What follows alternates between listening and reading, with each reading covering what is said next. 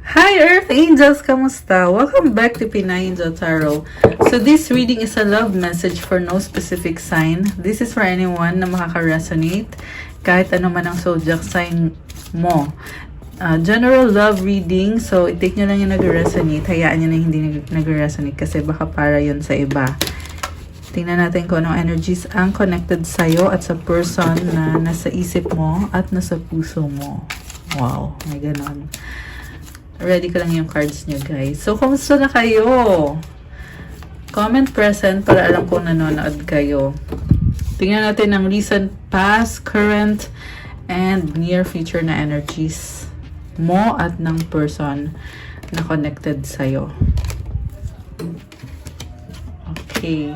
Pero bago natin sabihin yung mga energies dyan, kukuha muna ako ng blessings na message, blessings na card, tsaka ng moon card. Okay, ang blessings card mo, blessing for good work. Wow, mukhang sa work mo, there's harmony, may salitang good, and also there is progress, development, success sa work. Okay, wag naman. Blessing for unity where once there was a division. Merong magkakaayos. Merong rabbit oh. So, baka year of the rabbit kayo pinanganak. I can also feel na very practical itong energy na to. Parang, I feel like gagawan nyo ng paraan na para magsimula kayo ulit. Magkaayos kayo. Possible na connected sa family. Yung unity na yan. Blessing on the children. Ayan, speaking of family. May mga children din or mga anak. Ayan. And then, kuha ko din kayo ng isang card from this deck. Ay, moon card pala yung sabi ko, no? Ayan mo na. Travel! Ooh, mayroong magta-travel. Isa pa. School. The answer that you're seeking involves going to school. Okay, mayroong magsa-study. Moon card mo. A time to give rather than take, new moon in Virgo. Kailangan daw magbigay. Panahon daw ngayon para magbigay. Oh, this is nice. Kanina merong unity and meron ding giving. Okay. So, ngayon tingnan natin from the tarot. Ang overall energy mo. Okay, ito. Ang ganda, the Empress. Alam mo, nakikita ko sa'yo, parang nagbo-bloom ka ngayon. Si Empress kasi siya yung pinakamataas sa lahat ng queen, 'di ba? May hawak siyang fruits which symbolizes fertility, abundance, and overflowing blessings. Pero parang kalmado siya, nakahiga siya. I can also feel na super in love ka ngayon and parang hindi mo kailangan mag-effort. Hindi mo kailangan habulin yung taong yan kasi siya na mismo yung lalapit or supposed to be siya yung dapat lumapit sa'yo. Kasi ganun kataas ang level ng positivity mo ngayon. Merong sun dito, parte din yan ng bagong simula. So sun symbolizes positivity. Ibig sabihin hindi perfect ang lahat pero very grateful ka kung anong mga nangyayari ngayon sa life, sa love life. Okay. Sa recent past, tingnan natin. 8 of Swords, the Chariot, and the Star. So, nag-iisip ka at gusto mong ilaban yung relasyon nyo kasi pangarap mo yan at ginawa mo yung best mo. Wish mo yan and parang feeling mo dito, kaya mong ipaglaban yung relasyon nyo para sa future nyo. Kaya, iniisip mo na kaya mong gawan ng paraan. And, kasi si Chariot palaban yan eh. Sige, mamaya i-clarify pa natin more. Okay, sa current energies mo naman, the World card, 9 of Swords, and the Tower. Oh my gosh, anong nangyari? Nagkaroon ng ending. Tapos, nakikita ko dito, hindi maalis sa isip mo yung taong yan. Bakit sa past, na-feel ko dito, isip ka ng isip, wala kang ginagawa. Ngayon sa current naman, ganun pa rin, overthinking ka pa rin, pero meron kang plano na magsimula ulit at baguhin yung cycle. Kasi andito yung tower eh. So, tower symbolizes transformation. Kumbaga, kung ano yung nakasanayan mo, kailangan mong baguhin. Sa nakikita ko sa cards, parang hindi ka mapakali kakaisip. Kaya gagawan mo ng paraan or babaguhin mo yung sitwasyon. Kasi super in love ka sa taong yan. Possible na magkakaroon ng travel. Merong the world card. Bagong-bago tong energies na to, guys. And hindi siya maalis ang isip mo eh. Kaya I feel like kailangan mo na talagang gawa ng paraan. Kasi pag andito yung tower card, it symbolizes na kailangan mong lumabas sa comfort zone mo. Kasi ang kahulugan ng tower, parang bahay mo yan eh, na at dyan ka komportable sa castle mo. Pero, naging tower moment, kita mo yung lightning, thunder, sana sasabihin ko. Kita mo yung lightning kasi kailangan mong lumabas dyan sa bahay mo kung saan ka komportable at kailangan mong kumilos. Okay. Sa near future, the Fool, the Lovers, oh my gosh, 9 of Wands. Sa near future, nakikita ko eventually kailangan mong magdesisyon and kailangan mong mag-risk. You're taking the leap of faith. Alam mo, may nakita ko dito, sobrang ma-pride. Sa totoo lang, mahal mo yung taong yan, pero dahil sa pride mo, pinipigilan mo yung sarili mo na ipakita na mahal mo talaga siya. Kasi ayaw mong magmukhang tanga. Ayaw mong mag-risk. Kasi iniisip mo, yung risk para lang sa tanga, eh hindi ka naman tanga. At dati ka nang nasaktan, bakit ka pa ulit magpapakatanga? Ayan, yan yung mensahe dito eh. Sinasabi ko lang.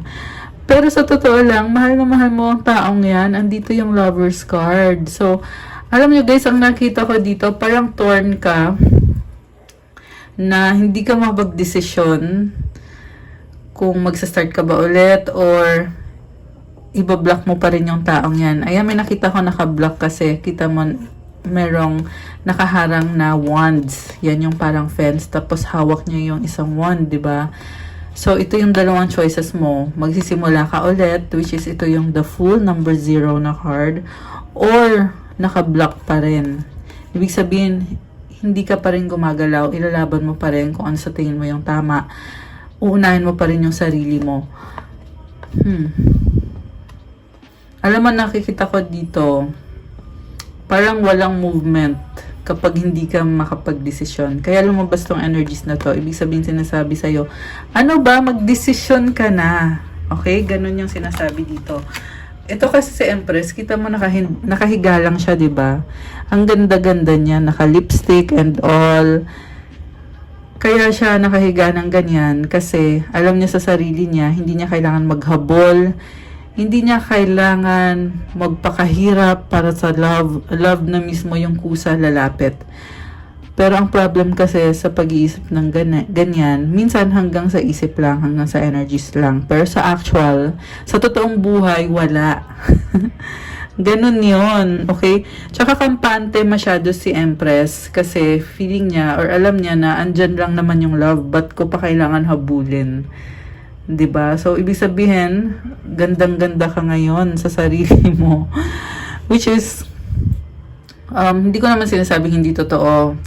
Oo, na-reach mo na yung level na hindi mo kailangan habulin yung love. Pero parang niloloko mo lang din yung sarili mo. Yan yung nafe-feel ko dito.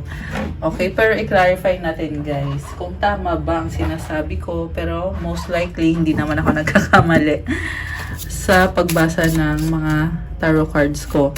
Tingnan lang natin Okay. Let's clarify the Empress. Bakit parang chill na chill siya? 2 of Cups, Justice, 9 of Cups. Oh, sabi ko na eh. And the King of Pentacles sa bottom of the deck. So, unahin ko to si King of Pentacles. Nakafocus siya sa finances niya, sa success niya, and hawak niya yung pentacle niya. Ibig sabihin niya yung achievement niya. Medyo boring ang buhay ni King of Pentacles. Hindi siya expressive sa emosyon niya. Kasi andun siya sa side na very serious. Kasi nga, inuuna niya palagi yung finances, yung achievement, yung pagiging practical. Tsaka, ang daming mga gamit sa paligid niya. So, ibig sabihin, nasa comfort zone. 'Di ba? Si King of Pentacles. Alright. So, ito namang cards na to. Two of Cups, Justice card, and Nine of Cups. So, aminado ka naman na oo, mahal mo siya. Pero meron kang pinaglalaban dito kung bakit kontento ka. Parang sinasabi mo, oo, mahal kita, pero hindi kita kailangan ngayon. Parang ganun, guys. So, kampante masyado. Oo, kaya naman pala, hermit. Kasi feeling mo naghihirap ka, feeling mo kailangan unahin mo yung sarili mo. Bakit ako mag-e-effort para sa'yo, yung sarili ko nga, hindi ko pa nga maayos-ayos. Parang ganun. Kaya chill na chill lang ikaw. Chill na chill, dead ma. Kasi, kita mo sa hermit naka-hoodie yan, oh. Yung hoodie kasi, o yung cloak, yan yung, dyan ka nagtatago kasi dyan ka komportable. So, this is number 9. Number 9 din yan. Kanina, meron din tayong 9 of Wands. Ang daming number 9. So, more on self yung inuuna mo. Okay. Pero, like I said, mahal mo siya in love ka sa kanya. Andito ngayon 2 of Cups din, oh. Tanggap mo siya. So, ibig sabihin nito, ayun, natatanaw ko yung bahay dito. Magkaiba kayo, pero sa bahay ka, komportable ka. So, ba't ka pa, di ba? Ba't mo papagurin yung sarili mo? Actually, binabalanse mo naman kasi andito yung Justice card. So, parang feeling mo, okay ka na. Ganon. Okay ka na ganyan. Andyan siya. Andito ka. Ayan. Ganon lang. Medyo ang boring. So, okay ka na sa ganon. So, andito yung Judgment. So, wow. Ang dami nang nangyari dito, guys. Number 22 to, oh. Ayan, oh. 22 on the tarot. Sorry. 20. Hindi 22. Bakit ba 22? Sinabi ko. Dalawang X kasi, eh. So, X is 10, diba? So, times 2. Anyway, yun na nga, ang dami nang nangyari pero walang movement. Okay. So, mag-clarify tayo. Ulit. Okay, bakit walang movement? Kasi nga, ito na 9 na naman, oh. Masaya ka na on your own. You are very independent. And, kita mo yung suot niya, mabigat din, oh. Ayan, so hindi ka rin makagalaw. Kasi inuuna mo yung, again, this is about financial achievements, pagiging practical, naalagaan mo yung sarili mo. Yung iba nagpapaganda. Okay. Tingnan din natin to. 4 of Wands. 4 of Wands, 7 of Pentacles, and 4 of Pentacles. Ooh. May nakita ko dito commitment, pero bakit parang pinipigilan mo yung sarili mo? Pumipreno ka. Yung iba sa inyo, guys, iniisip nyo, worth it ba na magstay ako dito? Kasi grabe na yung ininvest ko sa relasyon na to. Lahat na binuhos ko. Lahat na binigay ko. Pwede naman ako magsimula ulit. Magsisimula na kaya ako ulit. Andito yung options mo. Itong marami ka nang ininvest or itong wala pa masyado. So, although may commitment na so inisip mo, sasayangin ko ba to? Kasi meron na tagal na yung iba 4 years. 4 years na kayo. Ayan, yung iba 4 months, 4 weeks. Ayan, so 4 years na kayo. Iniisip mo kung pagpapatuloy ko pa ba to? Ang dami ko naipundar dito. Ayan, pero kinakalma mo yung sarili mo, iniisip mo, wag ka munang magano dyan. Charot. Ayan, kasi si 4 of Pentacles, more on very reserved. Ayaw mo mag-risk. Kahit alam mo na merong opportunity sa iba. I get it. Kita mo merong city sa likod niya. So, iniisip mo na tatravel ako, lalayo ako, pwede kong gawin yon. Pero wait, hindi ko muna gagawin yan. Mag-iingat muna ako kasi ang dami ko na na-invest. Ang tagal na din ng panahon na ibinigay ko dito sa connection na to. Hindi ko pa magagawang talikuran totally to. So, conservative ka. Okay. Tingnan natin sa recent past kung bakit iniisip mo na ilalaban mo yung relasyon nyo. Okay. siguro nagka-problema kayo, kaya iniisip mo na kahit ganito, ilalaban ko to. Pero ang nakita ko sa'yo dito, parang ano iniisip mo na total sinimulan ko na to, ipagpapatuloy ko na. Ganun. So, possible na nagsisisi kayo na bakit ko sinimulan. Okay, tingnan natin. 6 of Wands. Oh, andito siya ulit. 8 of Swords. The Empress ulit. Okay. Oh my gosh! Nakakalokang reading natin. Okay. So, very successful ka sa relationship na yan sa past. And mukhang may nakaka-recognize din sa inyo. Iniisip mo na mahal mo siya, masaya ka pag andyan siya, siya na yung magiging partner mo forever. Empress ka dito so party na siya ng buhay mo. So, kumbaga, nung pinasok mo yan, nasa isip mo na talaga na itong gagawin kong ito, pang forever na talaga to, party na siya ng buhay ko. Ayan, kasi kita mo nakatali ka Pakiramdam mo, ito na talaga to. Di na ako pwedeng umalis. Parang ganun yung feeling nung nagsisimula pa lang kayo. Okay, nalaglag tong card na to. So, ngayon parang nangihinayang ka. Niisip mo, ba't ko ba sinimulan? Ba't ko ba ginawa to? So, 5 of Cups, ayan. Sa totoo lang, ang nakikita ko dito, hindi pa tapos ang lahat, pero nakikita mo kung saan merong mga pagkakamali sa connection ninyo ng taong yan. And meron ka pang journey, may dalawa pang cups, merong bridge, merong castle. Ibig sabihin, mahaba-habang, mahabang journey pa yan, yung sa relationship nyo ng taong yan. Oh my gosh, nakakaloka. Alam mo yung parang feeling mo dito na gusto mo nang matapos na lang lahat, pero ang haba-haba pa ng tatahakin mo para magkaroon ng success sa relationship nyo. So, i-clarify natin yung sa current energies mo kung bakit iniisip mo na babaguhin mo or aayusin mo yan. Okay, 2 of Pentacles, 6 of Cups, and 6 of Pentacles. Kasi, wala ka nang magagawa. Party na talaga siya ng buhay mo. Kahit pa busy ka sa work mo, actually, ang dami mong ginagawa sa life, pero connected ka na sa kanya Andito kasi yung 6 of Pentacles. So, ayan, ibig sabihin, wala ka na magagawa. Parang iniisip mo dito, nagdesisyon ako dati na ito yung gagawin ko. Iniisip mo yung past, may mga memories kayo. Bumabalik yung past and feeling mo ngayon, hindi ko na matalikuran to. Andito na to And then, tinatry mo na lang balansehin. Kasi ngayon, parang out of balance ba? May Empress naman dito Oo, andyan si Empress. Kaya mong balansehin, pero hindi pa rin balanse. Ayan work in progress pa. So, you are manifesting, you are juggling. Yung iba sa inyo, nagsasabay-sabay na yung mga responsibilidad nyo. Siyempre, kasama na yung sa work, sa career. Lahat-lahat. Actually, nag-enjoy ka at very practical ka.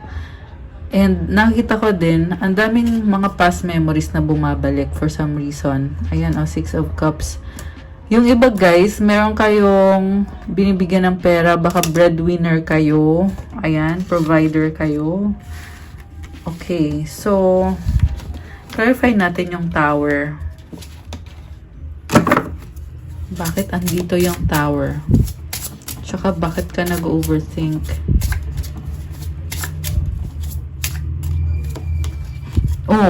Overthinking ulit, 9 of Swords.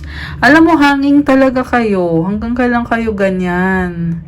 Kita mo, another number 9. So, itong number 9 kasi, kumbaga, walang closure, hindi pa tapos, hindi pa nagkasundo, parang ganon. Although, tanggap niyo ang isa't isa kasi lumabas yung 2 of Cups kanina Pero, kita mo nakahiga, nakaupo lang siya sa bed, pero hindi siya mapakali, isip siya ng isip. So, merong unfinished business. Knight of Swords, nasasaktan. Knight of Wands. Alam mo, gusto mo nang baguhin yan agad-agad, nagmamadali ka na. Pero andun yung feeling na, tama ba tong gagawin ko? Tama ba tong ginagawa ko? Kita mo, puro may horse, di ba? So, ibig sabihin, papunta ka na eh. Ayan, sa isip mo, kailangan kong gawin to, papunta na ako, ilalaban ko to. Pero, tinatanong mo pa rin sarili ko, tama bang ilaban ko to? Tama bang mga gagawin ko? So, ngayon, wala ding mangyayari kung ganun. Kasi hindi 100%. Nakakaloka kasi, na-feel ko dito na nagmamadali ka na aayusin ko na talaga, ganito, ganyan. Pero, at the same time, nilalabanan mo. Kasi ikaw din mismo, ayaw mag-risk. Okay, tingnan pa natin tong more cards. 10 of Pentacles, 2 of Wands, Page of Cups. So, merong nagsustock. Okay, 8 of Cups in the bottom of the deck. Merong nagtampo, tumalikod. Okay, may nakita ko dito na umaayaw. Sawa na. Ayan, 4 of Cups. Ayan. Ayoko na, sawa na ako. Lagi na ba naman ganito? Charot. Wala naman akong nakikitang actual na pag-aaway. Pero, mukhang nasa isip nyo to. Nasa puso nyo. Kasi cups to eh. Pag sinabi kasing cups, emotions yan. Ayan. Nasa puso mo, nararamdaman mo. Merong offer sa'yo. Pero, hindi yan yung in-expect mo or hindi yan yung deserve mo. At alam mo yun. So, sa totoo lang, komportable kayo sa isa't isa. Malaki yung pangarap nyo. Excited kayo. Ayun naman pala, merong excitement. Pero bakit ganyan? Nakakaloka. Okay, tingnan natin yung nasa near future. Uy, napatingin ako dito. Kasi sa near future, the Fool eh. Tapos, the Fool din tong card na to. So, this is about taking a risk. Wow. Oh, new beginning. Okay, so kailangan na magsimula. Oh my gosh, lovers! Ayan guys, so very synchronized yung mga cards natin. So, ganyan talaga dito sa readings natin. Mapapansin nyo na connected yung mga cards. Nagsasagutan. To supportive cards to eh. So, sabi dito, kailangan magdesisyon, kailangan magsimula ulit, kailangan mag-risk, at mag-effort. Hierophant. Alam mo, soulmate connection to guys. Malalim kasi. Malalim tong connection na to. Yung iba sa inyo, merong kasalan na i-offer na nakakagulat. Oh my gosh! Bakit ganon? Charot. Ayan offer yan offer, love, decision, Hierophant. Ayan, offer na magpakasal, Tower. Nakakagulat, nakakalito din, the Moon. Alam mo, yes yung sagot. Nakita ko, andito yung 10 of Cups. Ayan, so, yes. Oh my gosh. Si King of Cups, tsaka si Queen of Pentacles. Grabe! Kinilig ako, guys. So, ito yung manliligaw. Ito yung nililigawan. Ayan, kinilig na talaga ako. So, water sign, earth sign combination. Cancer, Pisces, Scorpio, or Capricorn, Taurus, Virgo. Ayan. Although kahit naman anong sign pwede. Yung iba kasi hindi nyo alam yung ibang sign sa chart nyo eh. Kaya hindi nyo masasabi kung meron ba kayong sign na ito. Kaya I suggest i-check nyo yung birth chart nyo para malaman nyo kung ano yung sun sign, moon sign, rising sign nyo, yung Venus sign ninyo. Okay? Ayan. So, meron dito guys. Ayan nagmamahalan and it's a yes. Nakakaloka. Alam mo, nagmamadali. Ayan, nagmamadali mag-settle down pero nahihiya naman. Bakit ganon? Nakakaloka. Okay, so, tingnan natin yung energy ng person mo bago natin tapusin ang reading. Kasi mahaba-haba na din, no? So, nasaan na si person? Nasaan na si person? Five of Pentacles, Ace of Cups, Diyos ko, nawawala ng pag-asa, High Priestess, the Death card. Alam mo, sa totoo lang, parang iniisip ng person mo, wala na talagang chance, tapos na wala na kami, iniwanan niya ako.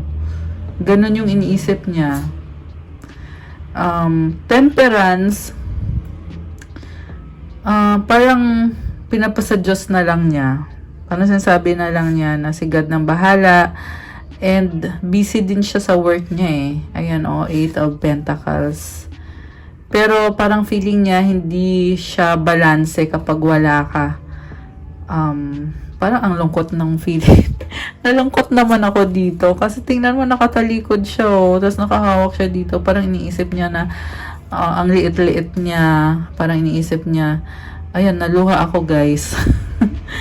Ayan, so kung sino man to, kung kanino man to energies na to, comment nyo. Okay? Ayan, pinipili na lang niya na ikalma yung isip niya. Four of Swords. Ayan, kita mo na higa na lang siya, oh. Pero andun yung curiosity na ibig sabihin naghahanap siya ng mga kasagutan. So, itong ibang cards, syempre, papakita ko din sa inyo. Ayun na nga, feeling niya ngayon, iniwan mo siya. Pero hindi niya sasabihin sa'yo yun.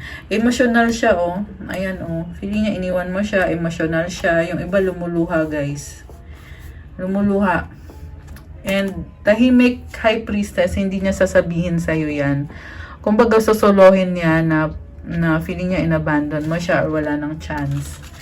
Ayan, sinipon na ako sa reading natin. Okay, anong outcome? Nakakaloka tong reading na to. Five of Swords, Three of Pentacles, the Devil. Ayan. Ay, nako. The Chariot and the World. Okay. Ito pa, isa pa. Page of Wands. So, ang outcome dito, nakikita ko, hindi ka pa rin mapakali, sobrang stress mo na, oh. Sobrang stress mo na kung anong gagawin.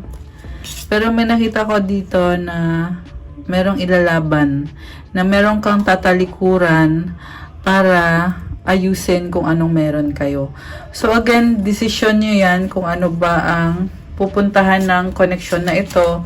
Kasi kahit mukhang mas positive ngayon yung outcome na lumabas dito, pero sa huli, depende pa rin yan sa action na gagawin nyo. Oh, I forgot. Wala pa tayong Tagalog Love Oracle. Kuha ko kayo. So, ito yung Tagalog Love Oracle na ginawa ko para sa inyo. Okay. Akin ka lang, possessive. Oh my gosh, bakit ganon? Charot. Gusto kita, attraction. Usap tayo, talking.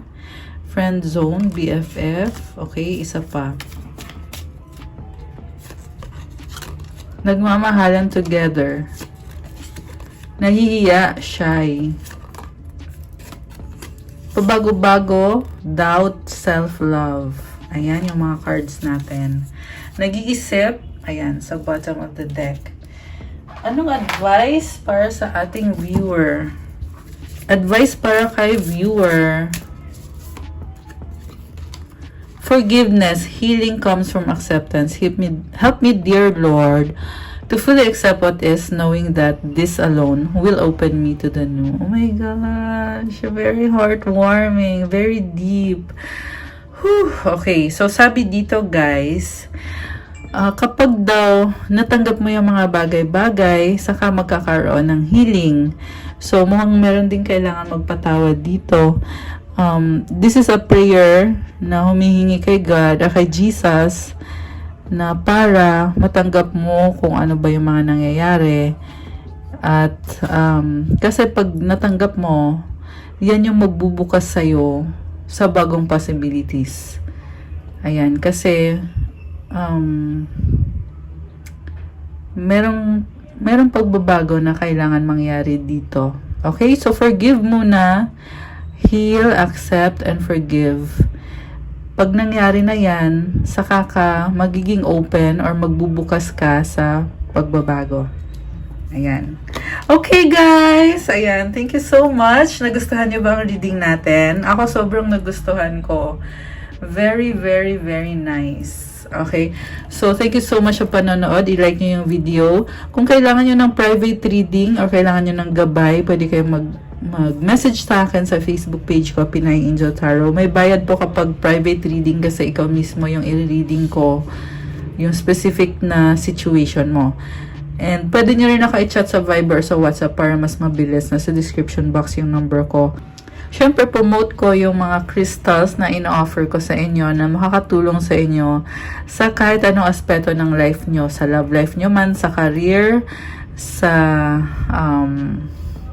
family, or in any kind of relationship. Yung mga crystals ay makakatulong sa inyo. Siyempre, una sa lahat, sa sarili mo to align your chakras, to unblock your chakras. Kasi, pag gumagamit kayo ng crystals, guys, natatanggal yung mga blockages sa inyo na hindi nyo nakikita. So, pag nangyari yon, you will attract more blessings. You can attract better. Mas mabilis mo nakukuha yung mga wini-wish mo or yung mga changes na gusto mong mangyari sa buhay mo or yung manifestation mo. So, bisitahin nyo sa Instagram ko, okay? Kasi, nakalagay din doon yung mga, syempre, yung mga crystals, pati yung benefits kung paano katutulungan ng crystals na yan. Kasi alam ko na maraming first-timers dito sa ating YouTube channel. Kaya ako, ayan, dinidetalye ko talaga yan, guys. Nakapost yan. Pero kung kailangan nyo pa ng more, marami kasi din na tanong ng tanong pa rin sa akin about sa crystals, kahit na nakalagay naman na doon. So, kung gusto nyo talaga, pwede ko naman kayong i-reading tungkol sa crystals. Siyempre, may bayad yun, guys. Kasi yung information na yan, hindi naman yan basta-basta ko lang natutunan. Pinag-aralan yan at natutunan sa experience at sa practice din. Okay, so kagaya ng tarot reading, meron din pong reading para sa mga crystals. Para lang sa mga interesado, syempre. So, I guess that's all for today. Thank you again so much. Ay nga pala, supportahan niyo yung Facebook ko, okay? Nasa 5,400 followers na tayo ngayon. So, make sure na pumunta kayo dun sa Facebook ko at i-like nyo para dumami na tayo. Thank you, guys! I'll see you again soon. Have a good night. God bless. Stay safe. Love you, guys. Like nyo tong video na to at subscribe sa mga bago sa channel and welcome to this channel. And stay safe, guys. Bye!